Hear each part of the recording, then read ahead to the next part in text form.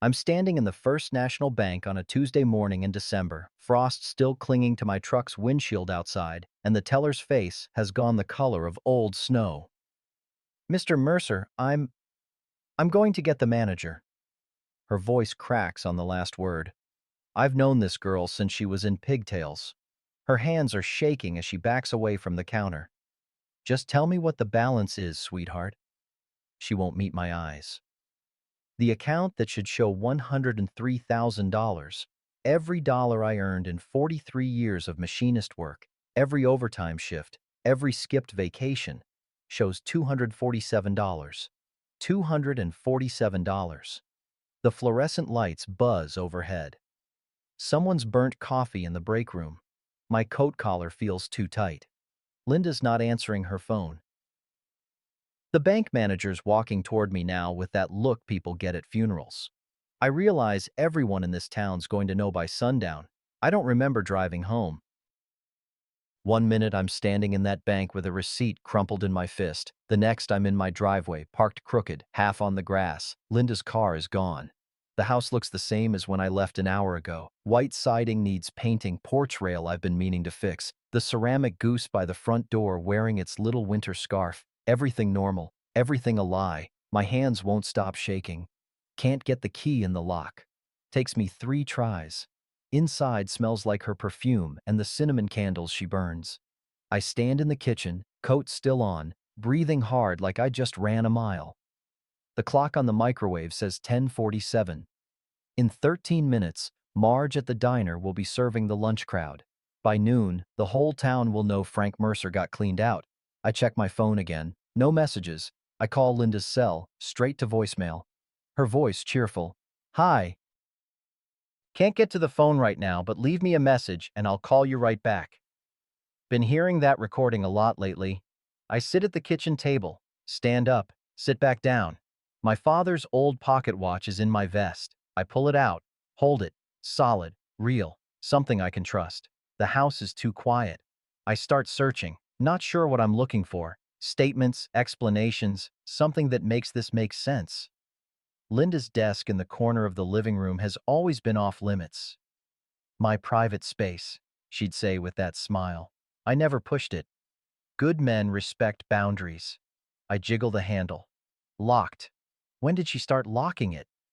I stand there for a full minute, hand on the drawer, wrestling with myself. You don't break into your wife's desk. That's not what married people do.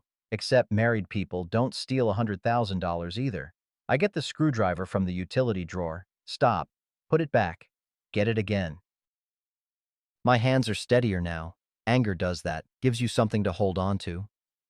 The drawer splinters open easier than I expected. Inside, files, papers, a USB drive, receipts rubber banded together. I spread it all out on the coffee table like evidence at a crime scene. Bank statements going back 3 years. I never saw these. She always said she'd handle the finances. "You work hard enough, honey. Let me take care of the details." Cash advances on credit cards I didn't know we had. $5,000, $8,000, $12,000, again and again, dating back 2 years. Interest rates that would make a loan shark blush. My savings wasn't stolen last week. It's been bleeding out for years, replaced with borrowed money, and I never noticed. There's a glossy brochure. Mountain Vista Resort Development, guaranteed returns. Stock photos of smiling retirees on a ski slope. An address in Denver. I squint at the fine print. Phone number at the bottom. I dial it right there. Speaker on. 3 rings, then a recording. "The number you have dialed is no longer in service." I try again. Same recording.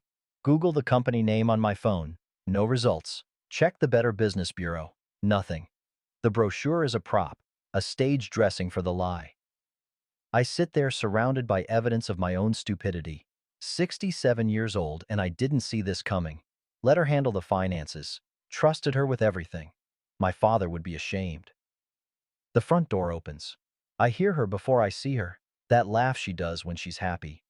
Linda sweeps in carrying shopping bags, hair freshly cut, glowing. She stops when she sees me, sees the broken desk, the papers spread across the table. For 1 second, I see something flicker across her face. Fear, Guilt? Then it's gone, replaced by concern so perfectly performed, I almost believe it. Frank, what happened? Are you okay? She sets down the bags, expensive store logos, and comes toward me, hands outstretched. You look terrible, honey. Are you sick? I hold up the bank receipt. $247, Linda. Her face does this thing, puzzled, then understanding, then relief. Like she's been waiting for this conversation and she's ready. Oh, oh, Frank. I was going to tell you. I was going to surprise you. She sits beside me, takes my hand. Hers is warm. Mine is ice. I found this incredible investment opportunity. The money's not gone. It's just locked in for 90 days, guaranteed 18% return. She's so earnest, so believable. We're going to have the retirement we always dreamed about. I wanted to wait until it paid out, see your face when I showed you the check.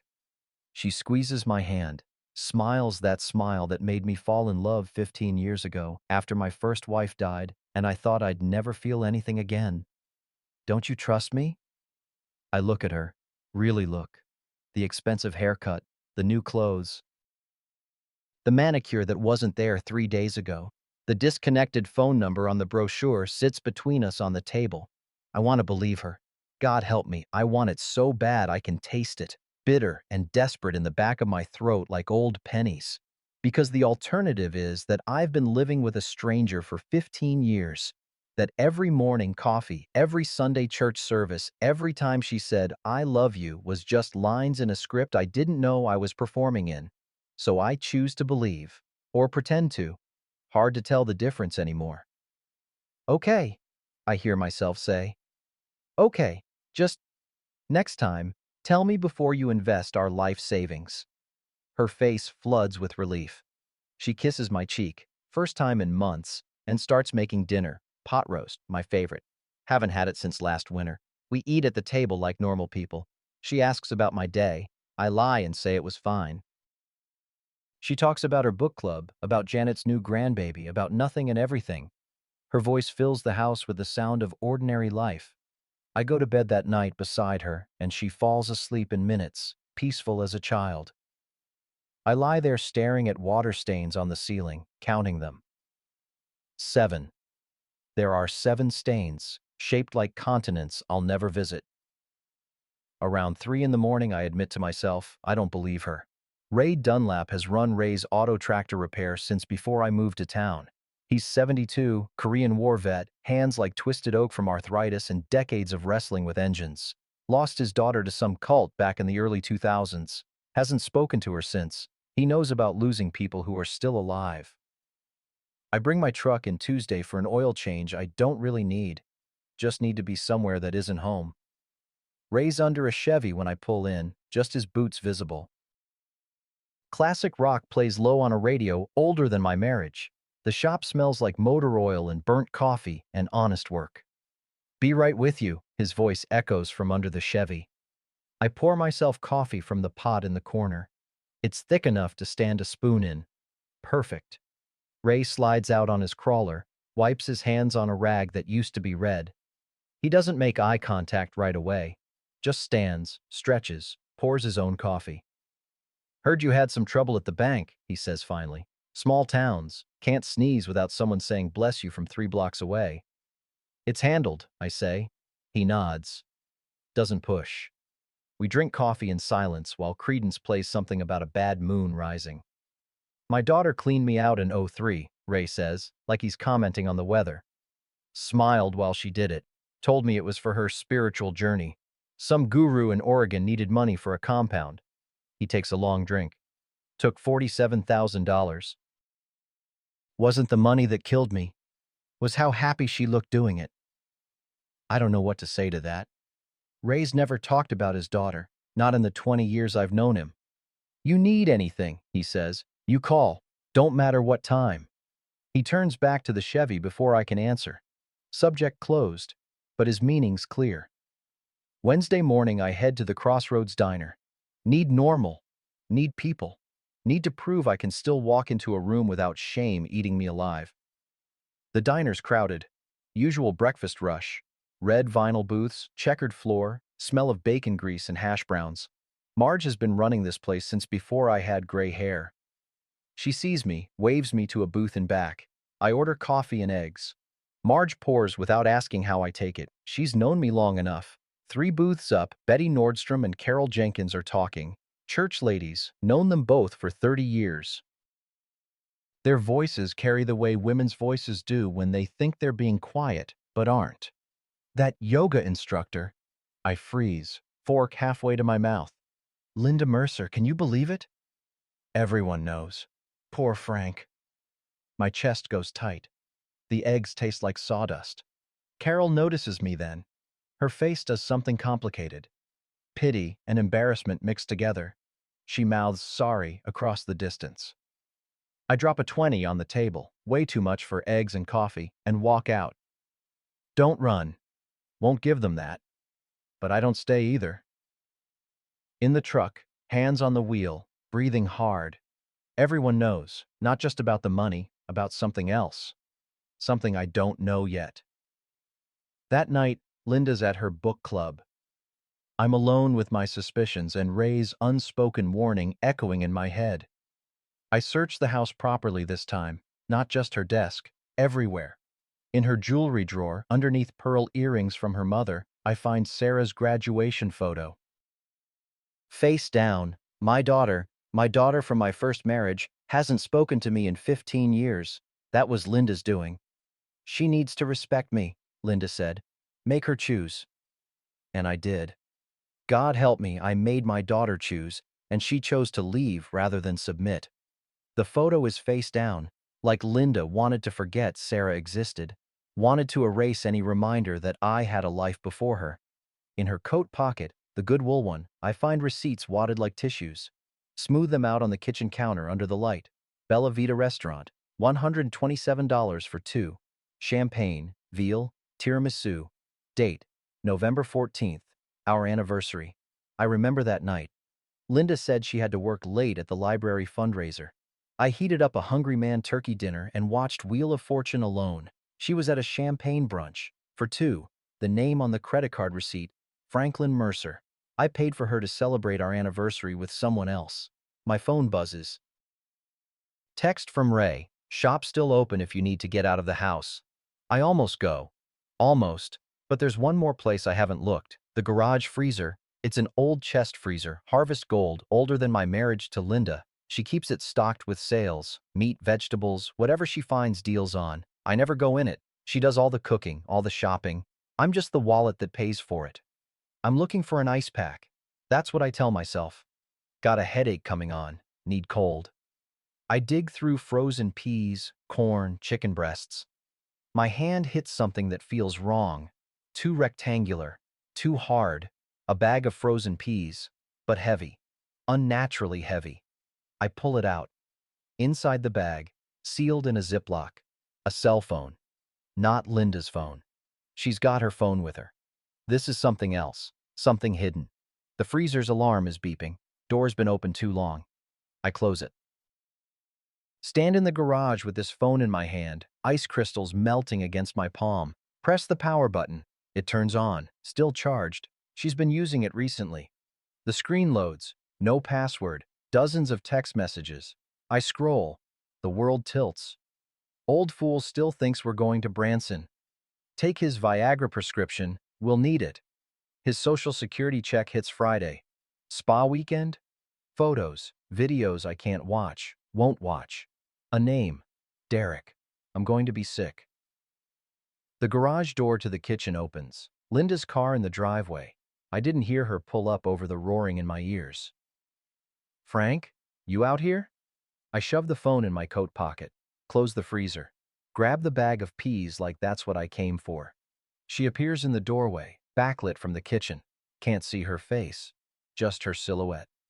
Making dinner? Her voice is light, happy. How sweet. I hold up the peas. My hand isn't shaking. That surprises me. Inside, I'm coming apart. Outside, I'm steady. Just needed these, I say. Well, come in. It's freezing out here. She disappears back inside, humming something I don't recognize. I stand there in my garage, her phone burning a hole in my pocket, and realize She doesn't know, I know. I have to be smart. Can't show my hand. Not yet. But rage is building behind my ribs like steam in a boiler with nowhere to go. How long can I pretend? I don't sleep. Can't. Every time I close my eyes, I see those text messages burned into the back of my eyelids like I've been staring at the sun. Old fool, pathetic, can't wait to be done with him. Around 4 in the morning, I get up. Linda's beside me, sleeping peaceful as a baby. How does she do that? How do you destroy someone's life and then sleep like you've got nothing on your conscience? I go downstairs, make coffee, sit at the kitchen table with the burner phone in front of me like it's a live grenade. The pot roast from last night is still in the oven. We forgot about it. Burned to carbon. The whole house smells like failure. I should wait, be strategic. Talk to Ray, maybe a lawyer, figure out the smart play. But I'm 67 years old and I'm tired of being smart. Tired of keeping the peace. Tired of swallowing words that need to be said. When Linda comes downstairs at 7:30, showered and dressed, reaching for the coffee pot with a smile, I just say it. Don't. She pauses, mug halfway to her lips. Don't what? I slide the phone across the table. Her face does this thing, this flicker, like a mask slipping for just a second. Then she resets. Impressive, really. Years of practice, I guess. You went through my things. Not a question. An accusation. Like I'm the one who did something wrong. $100,000, Linda. She sets the mug down carefully, too carefully, like she's buying time to think. Frank. Derek. I say the name like it's poison. Who the hell is Derek? Silence. The kitchen clock ticks. Somewhere down the block, a dog barks. Normal morning sounds in a world that isn't normal anymore. Answer me. She laughs. Actually laughs. The sound is like glass breaking. You want the truth? Fine. She pulls out a chair, sits across from me like we're negotiating a business deal. I've been dying here, Frank, slowly, for years. So get a hobby. Join a book club for real. Don't steal from me and I can't say the word. Won't give it that power. I met someone who makes me feel alive. Her voice is calm, matter of fact. Derek sees me, really sees me. Not just the woman who cooks your meals and washes your underwear. With my money. Our money. I earned it too. 15 years of this marriage, I earned every dollar. The pot roast is still smoking in the oven. Neither of us moves to check it. Let the whole damn house burn down for all I care. You could have divorced me, I say. My voice sounds strange, hollow. Taken half, done it legal. Linda leans back, studies me like I'm something under a microscope. Half? Frank, why would I take half when I could have it all? The honesty of it, the casual cruelty. She's not even pretending anymore. The investment scheme was supposed to double it, cover my tracks, leave you with something. She waves her hand dismissively. I'm not a monster. I wasn't going to leave you broke. How generous. But Derek and we needed the money sooner than expected. Plans changed. So you forged medical papers saying I'm losing my mind. Her eyes narrow. You found those too. Busy morning. Were you really going to have me declared incompetent? Lock me away? Not locked away. A nice facility. You would have been comfortable. She says it like she's describing a vacation, like erasing my legal existence is just good planning. Did you ever love me? The question comes out before I can stop it. Hate myself for asking. Hate that I still care about the answer. Long pause. She's considering whether to lie one more time. Decides against it. I loved what you represented. Stability. Safety after my divorce. A decent man who wouldn't hit me or cheat on me. She pauses. Ironic, I guess. That's not love. Maybe not. But Frank? She leans forward, and there's something almost pitying in her expression. You're old. You're done. Look at yourself. The words land like punches. You watch the same 3 TV shows, eat the same breakfast every day. Your idea of excitement is changing the thermostat without asking me first. Each sentence a knife. You're already dead. You just don't know it yet. The smoke alarm starts screaming. The pot roast, finally noticed by the house, if not by us. I stand up. My legs feel wooden, but they hold. Get out. This is my house too. Get out. Something in my voice makes her stand. She grabs her coat from the hook, her purse from the counter. Pauses at the door. My lawyer will be in touch. Those dementia papers, already filed with the court. Dated 6 months ago. My stomach drops. You'll never prove I forged them. Dr. Patterson's signature is real. Patterson signed, I can't finish. The scope of it. The planning. We've been friends for years. He owed me favors. She smiles. Actually smiles. You'll lose everything, Frank. The house, the accounts, your independence. And everyone will think you're just a confused old man who can't manage his own affairs. Sleep well, Frank. The door closes behind her. Not a slam. Just a quiet click that sounds like a cell door locking. The smoke alarm is still screaming. I pull the ruined pot roast from the oven, throw it in the sink. Black smoke fills the kitchen. I open windows even though it's 12 degrees outside. Cold air rushes in, but I can't feel it. Can't feel anything. I don't know how long I stand there. Could be minutes, could be hours. Time's gone strange. My phone rings. Ray's name on the screen. You okay? His voice is rough. It's 7 in the morning. He shouldn't be awake yet. How'd you know? Saw Linda's car tear out of your driveway doing about 40. Figured something happened. Ray lives 3 houses down. Doesn't miss much. She's gone, I say. My voice sounds far away. Coming to get you. Don't argue. He hangs up before I can protest. Ray's spare room is clean and bare. Single bed, dresser, lamp. Nothing personal. Like a hotel room in a house. Daughter's room, Ray says, reading my mind. Kept it ready in case she ever came back. Pause. She won't. He brings me whiskey. We drink in silence at his kitchen table.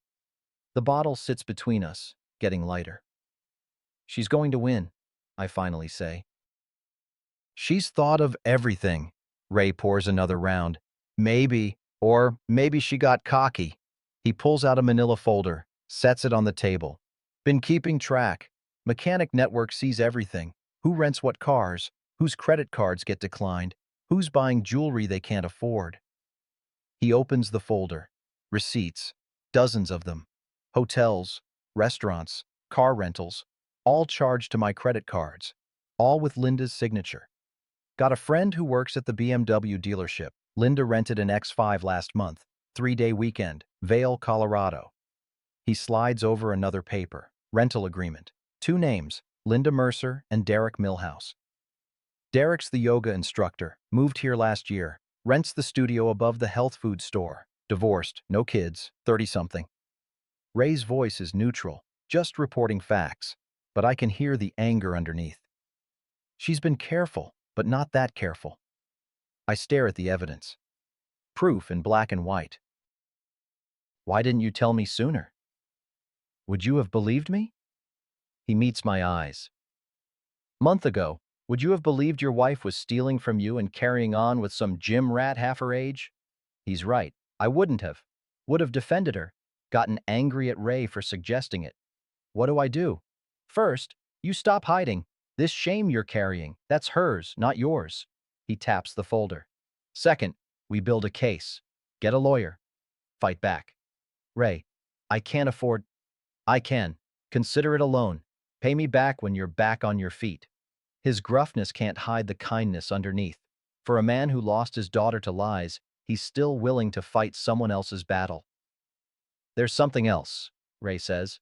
Your daughter Sarah called me yesterday. I go still. Sarah, how does she have your number? Called the shop. Asked if I knew you. Said Linda contacted her 3 weeks ago. Tried to get her to back up the dementia story. Offered her money. The room tilts. Sarah told her to go to hell.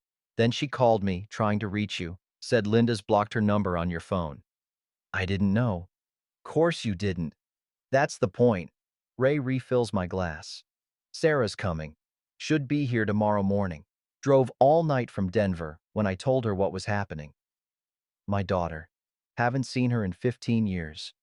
Not since Linda made me choose and I chose wrong. Ray, I can't face her. Not like this. You can and you will. That girl's a lawyer, Frank. Corporate fraud cases. She wants to help. Why would she? I picked Linda over her. Maybe. Or maybe she's been waiting 15 years for you to see what she saw all along. There's a knock at the door. We both jump. Ray peers through the window. Sheriff's car. My chest goes tight. What now? Ray opens the door. Tom Bridger stands there in uniform, hat in hand. Tom's 55, been sheriff for a decade. Good man. Also Linda's cousin. Frank, he nods to me. Ray. Tom. Ray doesn't invite him in. This official? Tom shifts his weight. Uncomfortable. Got a restraining order here, Frank. Linda filed this morning, claims domestic disturbance. Says you threatened her, broke her property, showed violent paranoid behavior. He hands me papers. Court seal. Judge's signature. She attached medical documentation. Says you've got early onset dementia. Judge granted temporary custody of the marital property pending a competency hearing. The words hit like bullets. Medical documentation. The forged papers she mentioned. Tom, I never touched her. I know. He meets my eyes. Known you 30 years, Frank. You're not a violent man. Then why? Because I've got to follow the order. He looks genuinely pained. You can't go back to the house for 30 days. Court hearing's scheduled for next month. That's my house. I paid for it. Not according to these papers. Not right now.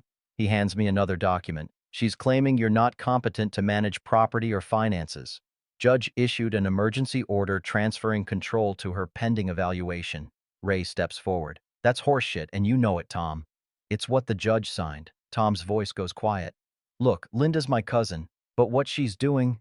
He trails off. Can't finish the sentence. Won't speak against family out loud, but his meaning's clear. He slides a business card onto Ray's porch railing. District Attorney's Fraud Unit. They'll want to hear from you, Frank. What Linda's done, if you can prove it, that's elder abuse. That's a felony. He puts his hat back on, starts to walk away, stops. For what it's worth, I'm sorry. You deserve better than this.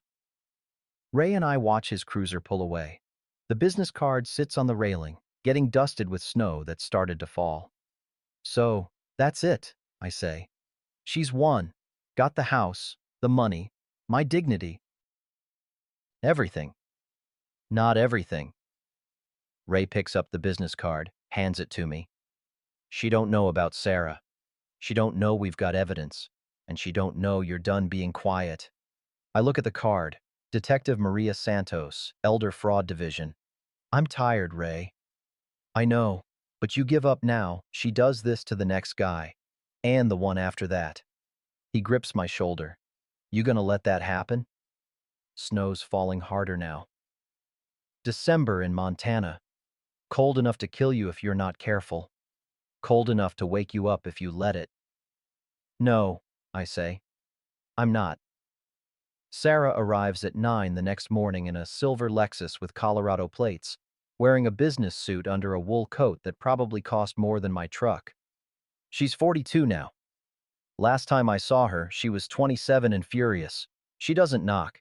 Ray must have told her to just come in. I'm at his kitchen table, same spot as last night, nursing coffee that's gone cold. Haven't slept. Can't remember if I've eaten. We stare at each other across Ray's kitchen. 15 years compressed into this moment. Dad. Her voice is neutral, lawyer voice. Sarah. She sets down a leather briefcase, unbuttons her coat but doesn't take it off. Not staying long, the gesture says, or maybe not sure she's welcome. Ray filled me in. I need to hear it from you. Everything, chronologically. Not, how are you? Not, I missed you. Straight to business. I don't know if I'm relieved or heartbroken. Ray appears from the back room. I'll give you two some privacy. He grabs his coat, heads out to his shop. The door closes quietly behind him. Sarah sits, pulls out a legal pad, pen. She's come prepared. Start from the beginning. So I tell her, the bank account, the investment scam, the burner phone, the medical fraud, Linda's lawyer, the restraining order, losing the house, every humiliating detail. She takes notes, doesn't interrupt, doesn't react except to ask clarifying questions.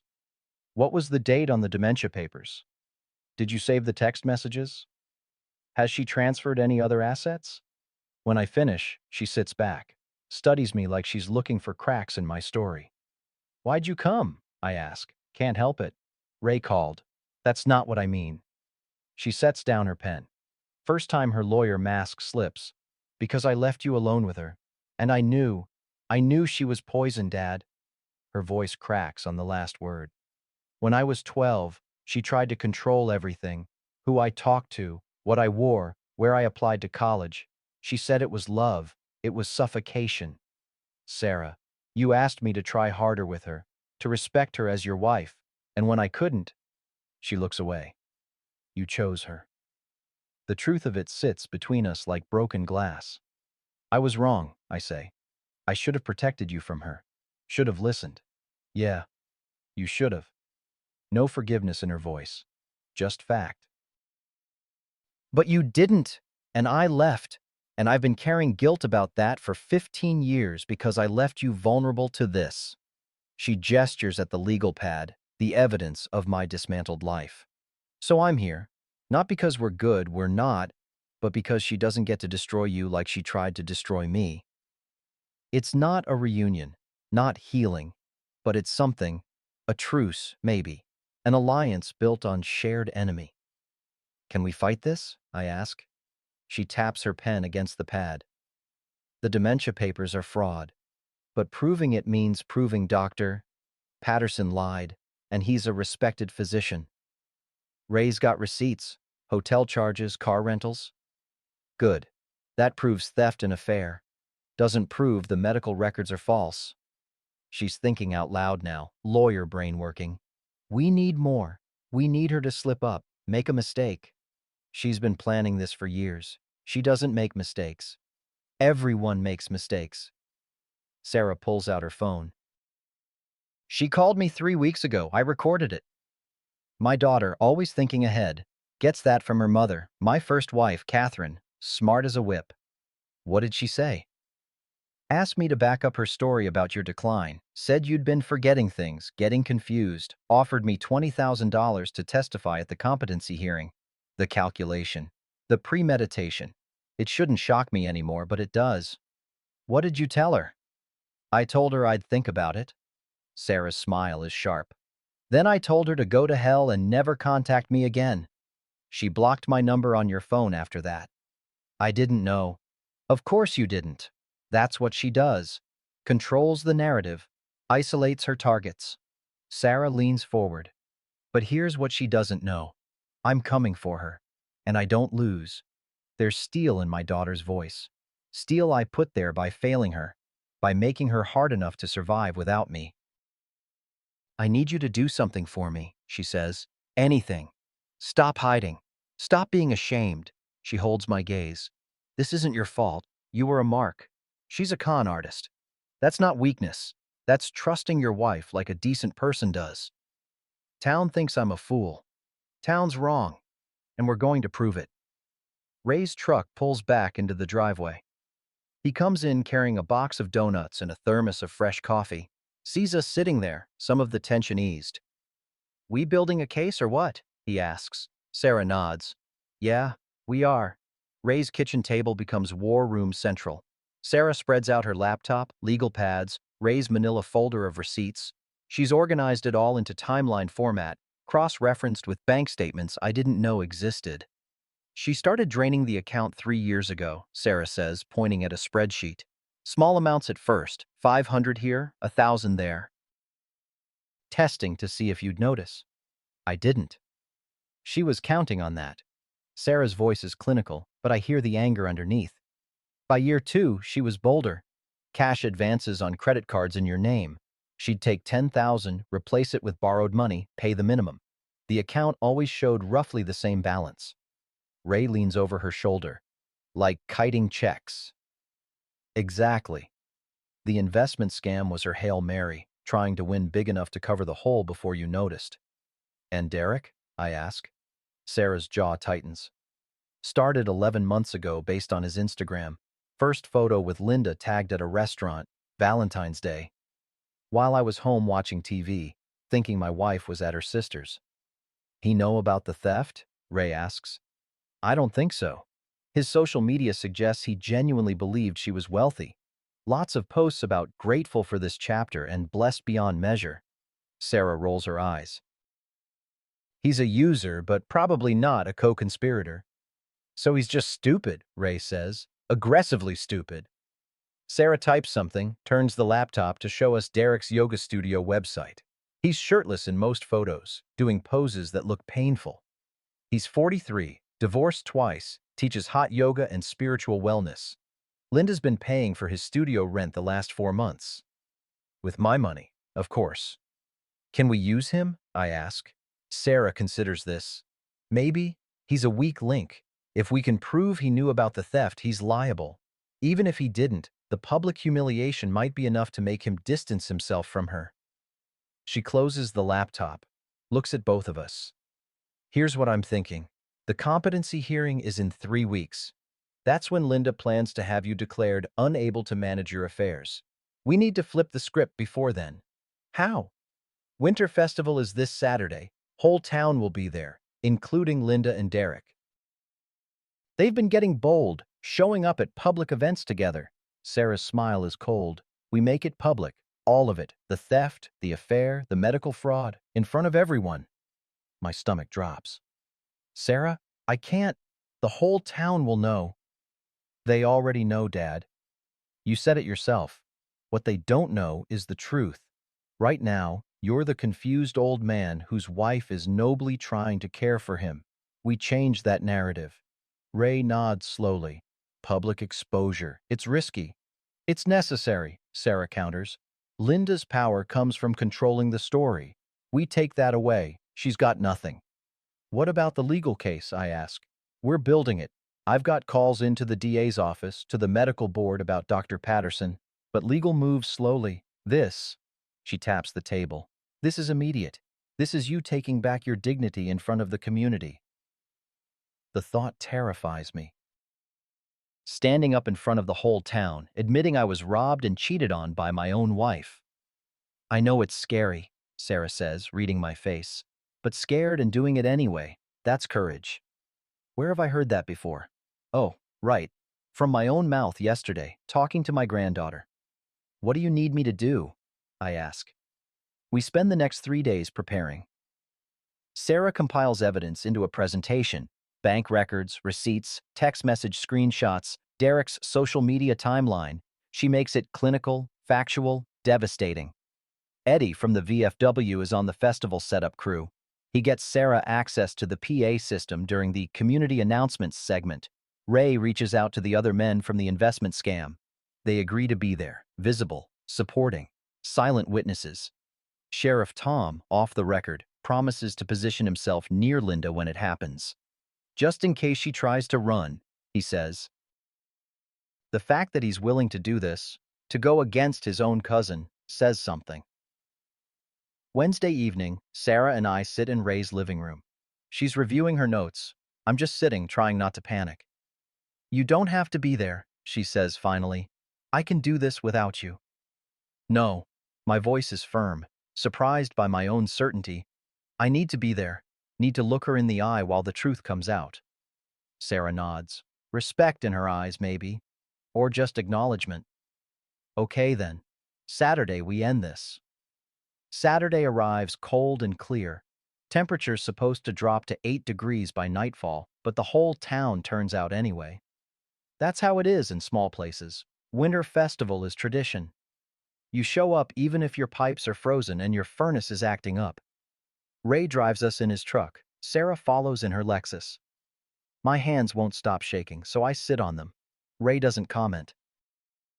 The square is already full when we arrive. Booths selling hot cider and funnel cakes, kids throwing snowballs, Christmas lights strung between lampposts. Stage is set up at the north end with a PA system and microphone. Eddie's up there adjusting something. Sees us, gives a thumbs up. You can still back out, Ray says. I know. But you're not going to. No. We get out of the truck. Cold hits like a slap. I can see my breath, everyone's breath, whole crowd exhaling clouds of steam like dragons. I spot them before they spot me. Linda and Derek by the hot chocolate stand, laughing about something. She's wearing a new coat, red wool, expensive looking. Probably bought it with what's left of my Social Security. Derek's in yoga pants and a puffy jacket, one of those guys who dresses like he's about to run a marathon even when he's just standing around. They look happy, relaxed, like they've already won. Linda sees me then. Her smile falters for just a second, then returns. And she waves, actually waves, like we're friends meeting at a social event. The audacity. Sarah appears at my elbow. You good? No, but let's do it anyway. Eddie's voice comes over the PA system, tinny and loud. Welcome, folks, to the 32nd Annual Winter Festival. Before we get started with the tree lighting, we've got a community announcement. People quiet down, kids still running around but adults turning toward the stage. Sarah walks up there like she owns it, confident, professional, every inch the corporate lawyer who doesn't lose cases. Good evening. My name is Sarah Mercer. Her voice carries across the square, clear and strong. Some of you might remember me. Frank Mercer's daughter. My mother, Catherine, passed away 18 years ago. Murmurs in the crowd, people nodding. They remember. I'm here tonight about my father and his second wife, Linda. Linda's face goes white. She grabs Derek's arm. He looks confused, looking around like he's trying to understand what's happening. Before we celebrate community, Sarah continues, we need to address a betrayal of community trust. You could hear a pin drop now. Even the kids have gone quiet, sensing something important.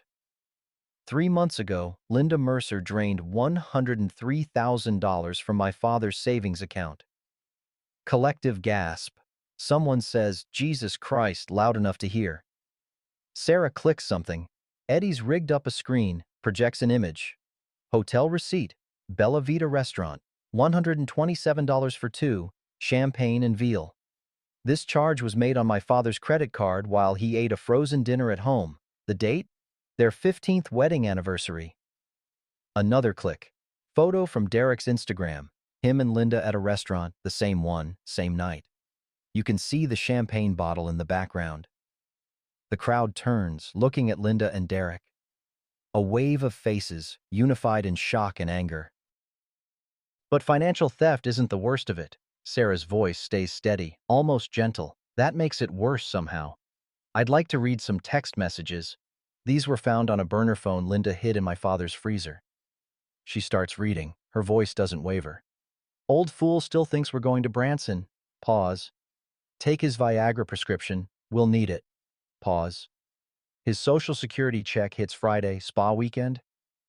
Marge from the diner shouts, Shame on you, Linda! Others join in, angry murmurs building like a storm. Linda pushes through the crowd toward the stage. Derek tries to hold her back, but she shakes him off. You have no right. Her voice is shrill, desperate. Those are private. Sarah, calm as ice. Privacy ended when you committed fraud against an elderly person. That's a felony in Montana, Linda. This is a misunderstanding. Frank is sick. He's confused. He's standing right there. Sarah points to me. Does he look confused?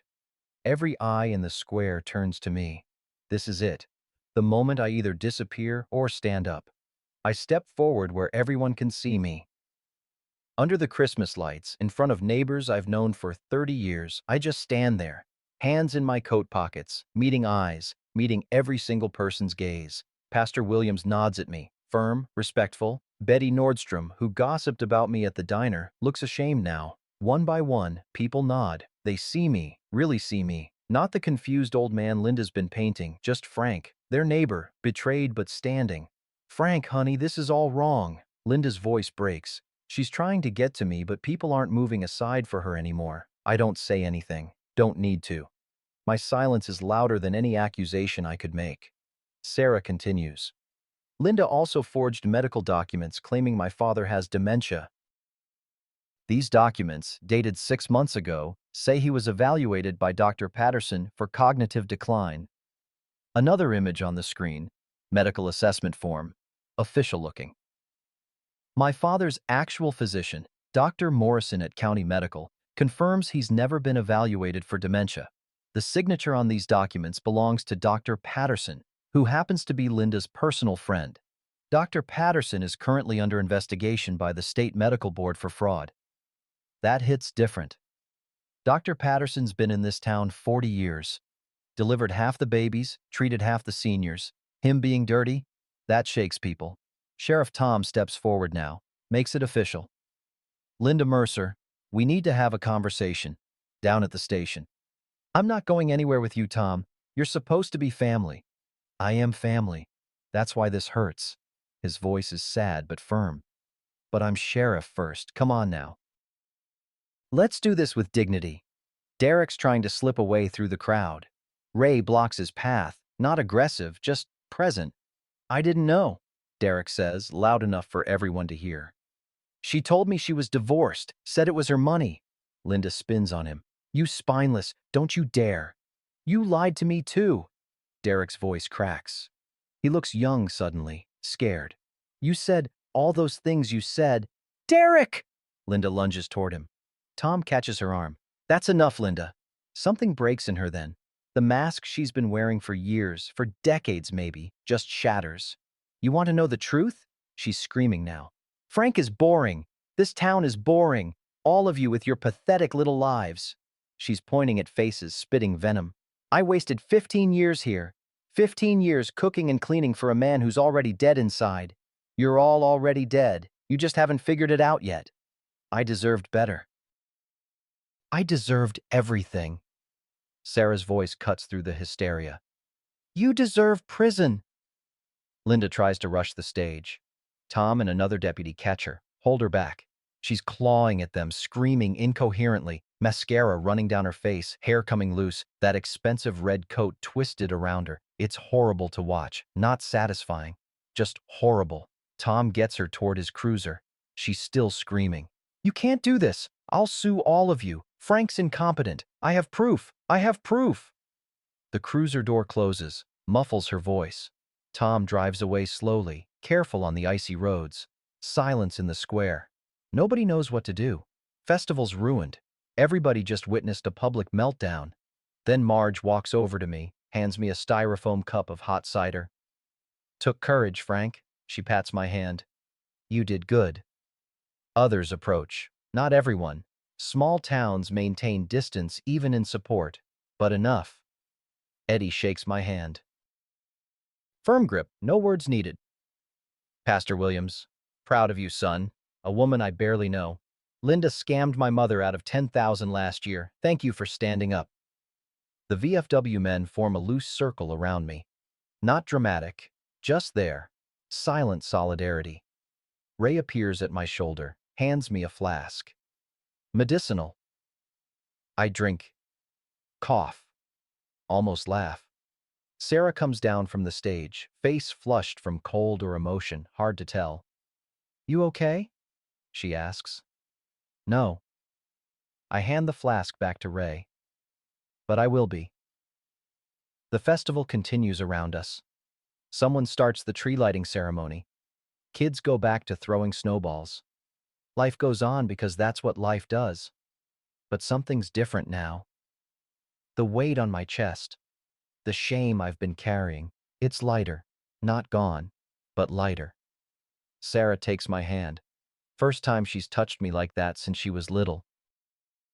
We stand there watching Christmas lights flicker on, breathing clouds of frozen air, surrounded by strangers who became witnesses, who became something like allies. Derek's long gone.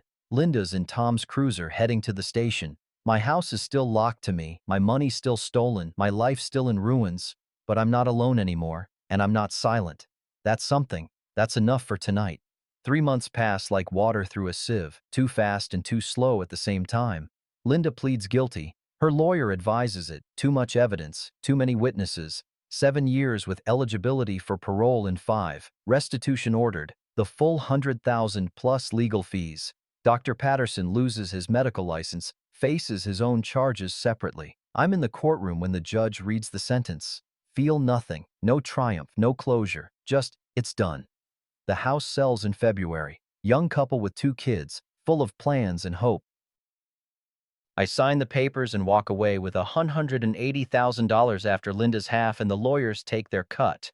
Less than I lost, but more than I expected. Enough for a second act. Sarah finds the property. 20 acres an hour outside town. Modest house. Big barn with good bones. Standing in that empty barn, afternoon light cutting through gaps in the wood, I realize I can breathe again. "What do you think?" Sarah asks. "I think I could build something here." We both know I'm not talking about the barn. By April, the workshop is taking shape. Ray helps with the framing, teaching me joinery tricks he learned 50 years ago. Sarah paints trim on weekends. My granddaughter, 8 years old, gap-toothed, fearless, helps by handing me nails and making sawdust angels on the floor. Eddie and the VFW men install electrical. Nobody asks to be paid. They just show up with tools and thermoses of coffee, work until the sun sets, then leave. Community barn raising without calling it that.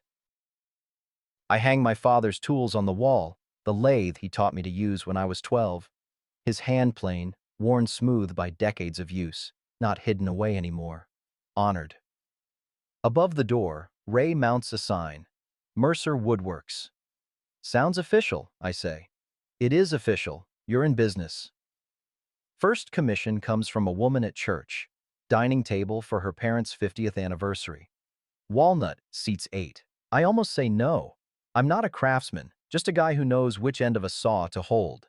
But Sarah says, "You made my dollhouse when I was 6. I still have it." I'd forgotten that. Spent 3 weeks in the garage, working nights after my shifts at the machine shop, building a 2-story Victorian with working shutters and a wraparound porch. I take the commission. The work is slow, meditative. Measure twice, cut once, sand until your arms ache, oil until the grain glows. The wood teaches you patience if you listen. When I deliver the table, the couple cries. "It's perfect," they say, and pay me $800 that feels like a fortune. More than money. It's purpose. It's proof I can still make things that matter. Sunday dinners become ritual. Sarah drives out with my granddaughter. She brings store-bought sides. Can't cook to save her life, gets that from me. And I grill. Simple food, good company. We're learning each other again. Slowly, carefully, like 2 people who speak the same language but different dialects. She tells me about her work, her dating disasters, her fear she's getting too old to have more kids. I listen, really listen, without trying to fix anything. New skill at 67. Ray comes for dinner Tuesdays. We work on projects, drink beer, don't talk much. Comfortable silence between men who've seen too much to need constant words. One night he says, "Shop's gotta go to somebody when I'm gone." "Ray, don't answer now. Just think about it. Legacy offered, legacy may be accepted." I meet Joan at Grief Support Group. Ray suggests it after catching me awake at 3 a.m. for the 10th night running, staring at nothing. "I'm not grieving," I protest. "She's not dead. You're grieving what you thought you had." He's right. The marriage I believed in, that's dead. Mourning it is legitimate. Joan's a widow. Lost her husband 3 years ago to a heart attack. Retired teacher, early 60s, laugh like wind chimes. We get coffee after group, then dinner, then Saturday mornings at her place where she makes pancakes and I pretend they're better than they are. We take it slow, both too scarred to rush. She keeps her house, I keep mine. But she stays weekends sometimes, reads in my workshop while I work, and that's enough. More than enough. One evening on the porch, watching the sun set over my 20 acres, she says, "I'm not trying to replace your first wife. I'm not looking for that. But this, what we have, it's good." Yeah, it really is. Her hand in mine. And simple, real, chosen, enough is plenty. The phone call comes on a Tuesday in early summer. Unknown number. I almost don't answer. Telemarketers probably. But something makes me pick up. "Mr. Mercer?" Woman's voice. official sounding. Speaking? This is Warden Phillips from Mountain View Women's Correctional. I'm calling about your wife, Linda Mercer. My chest tightens. Wife. Still legally my wife, though the divorce papers are filed. These things take time. What about her? She was in an accident yesterday. Fall in the recreation yard. Broken collarbone. Some bruising. She's stable. Okay. I wait for the rest. She's asking if you'll come visit. You're still listed as her emergency contact. Joan's in the workshop doorway, watching my face. Sarah's at the table with her laptop. She's here for the weekend. Both of them see me tense. Does she need me there? Legally, I mean? No, sir. Medical staff has it handled. She just asked for you. I close my eyes. See Linda as she was that last night, screaming, mascara-streaked, clawing at the deputies. See her before that, making pot roast, smiling, destroying me one small lie at a time. I'll think about it, I say. I'll let her know. Take care, Mr. Mercer. I hang up. Sarah and Joan are both waiting. Linda's hurt, wants me to visit. You don't owe her anything, Sarah says immediately. I know. So why are you considering it? Good question. Why am I?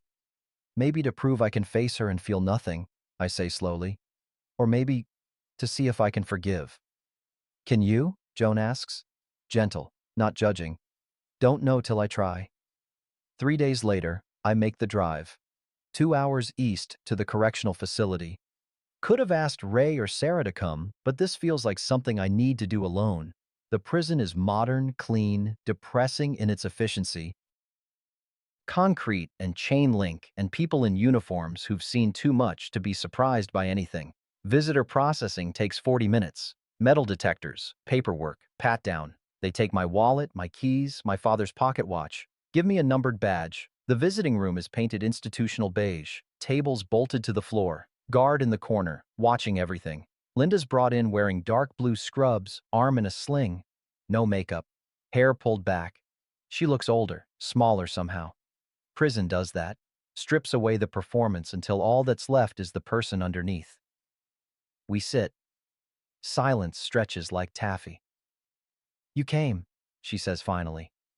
Surprise in her voice. Maybe hope. You asked. More silence. The guard shifts his weight. Someone laughs in the hallway outside. I'm sorry. The words come out flat, obligatory, like she's reading from a script someone told her to memorize. For what, specifically? She blinks. For everything? Vague. Strategic. Still playing angles. You stole my money, I say quietly. Forged documents. Tried to have me declared incompetent. Mocked me to your lover.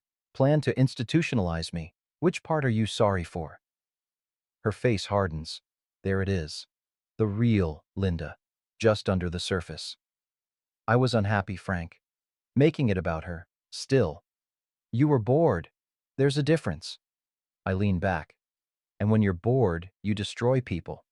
You're really going to sit there and judge me, Mr. Perfect, who never made a mistake? I made plenty. Married you, for one. She flinches. Good. Let her feel something real for once. You were so boring, she says, voice rising. So content with nothing. That tiny house, that tiny life. I needed more. Then you should have divorced me, taken half, done it legal. I stand up. Instead, you tried to erase me. Where are you going? Home. I came to see if I still felt anything. I look at her. Really look. The woman who shared my bed, stole my savings, tried to steal my identity. And I don't. You're a stranger. Always were, I guess. Frank, wait. I don't forgive you. I don't curse you. I just don't care anymore. Her face crumbles. Tears start. Real or performed. I can't tell and don't care. The guard opens the door. I walk out without looking back. In the parking lot, I sit in my truck for a minute. Windows down, summer air warm and green smelling. Feel lighter. Not from closure. There is no closure with people like Linda, but from choosing to stop seeking it. I drive home with the radio playing Willie Nelson and Waylon Jennings. Old outlaw country. Songs about hard living and harder lessons. Phone rings. Sarah. How'd it go? It went. You okay? Yeah, actually I am. 2 weeks later, I'm teaching my first class at County Community College. Adult Education Program. Introduction to Woodworking. 12 students, mix of ages and backgrounds. I'm nervous. 67 years old and I've never taught anything. But the program director practically begged after hearing about my workshop from Pastor Williams. Wood is honest, I start, voice rough with nerves. It tells you when you're rushing, when you're not paying attention. You have to listen. I show them grain, explain tension, demonstrate basic cuts. Hands-on work. Everyone makes a simple box. There's a young veteran in the back, late 20s, hands shaking. Mike, his name tag says. I watch him struggle with a dovetail joint, frustration building. He throws his chisel. I can't do this. I'm no good at it. I pick up the chisel, hand it back. Not yet, there's a difference. He looks at me, sees something, maybe recognizes a fellow survivor. I started over at 67, I tell him. Lost everything, built this. I gesture at myself, not the room, myself. You're 28, you've got time I don't have. But I've got something you need, proof it's possible. He tries again, hands steadier. The joint fits, imperfect but holding. His face, pride, relief, hope. I know that look. Wore it myself not long ago. By end of class, 12 crooked boxes. Beautiful in their imperfection. Students leave proud, already signing up for next session. Program director catches me after. Students loved you. Want to teach in the fall? Yeah, I say, surprised by how much I mean it. I really do. Sunday morning, early June. I'm on my porch with coffee, watching mist rise from the fields. Leaves are full and green now, winter a memory. Trucks loaded with teaching supplies for tomorrow's class. Joan's inside making breakfast. I can hear her humming. Something by Patsy Cline. Phone buzzes. Text from Sarah. Dad, landed huge new client, big case. Couldn't have done it without your example. Love you. First time she's said those words in 15 years. I type back. Proud of you. See you Sunday. Ray's truck comes up the drive. He's early, as always. Probably has some project idea, some excuse to work together. I finish my coffee, set the mug down, look at my hands, 67 years old, scarred from work and life, still capable, built a life with these hands, lost it, built another one, better, not because of what happened, despite it. People ask if I forgive Linda. Wrong question. Forgiveness is for when someone's sorry. She's not, and I don't need her to be. I released her, released the anger, the shame, the wasted years. Not for her sake, for mine. Because carrying that weight meant she still owned me. And I'm done being owned. Ray parks, gets out, waves. Joan appears in the doorway. Breakfast in 5 minutes, you two. I wave back to Ray, turn to Joan, nod. Last moment before I stand.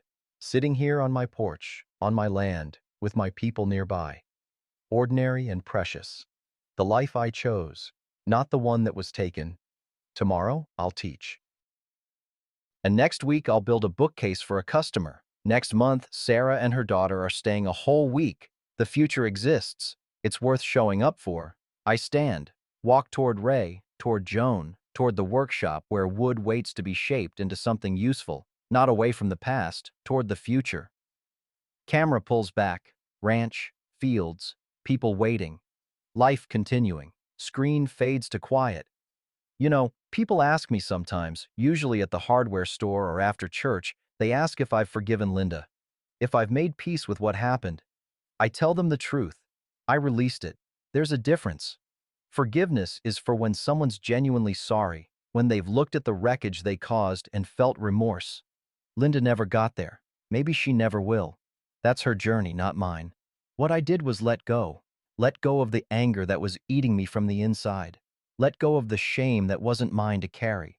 Let go of the years I can't get back. Because holding on to all that meant she still owned me, still had power over my days and my nights and my peace of mind. And I decided somewhere between losing everything and building it back that I was done being owned. I learned something these past couple years. Something my father tried to teach me, but I wasn't ready to hear. Silence and peace aren't the same thing. I kept quiet my whole life because I thought that's what good men do. Don't make waves. Don't cause trouble. Swallow your words and keep the peace. Turns out, good men speak up when it matters. Even when their voice shakes. Even when they're scared. Especially then. The real peace, the kind that lets you sleep at night, that comes from telling the truth, even when the truth is ugly and hard and costs you everything you thought you had.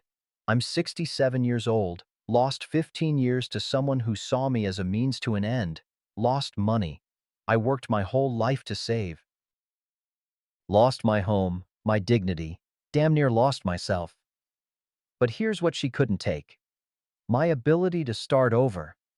To learn new things at an age when most folks are just waiting to die, to forgive myself for missing the signs, to let people in again, even after betrayal taught me how dangerous trust can be, to build something with my hands that'll outlast me. If you're listening to this and you're in a dark place, betrayed, broken, wondering if it's too late, I'm here to tell you, it's not. I'm proof. Not because I'm special, because I'm ordinary.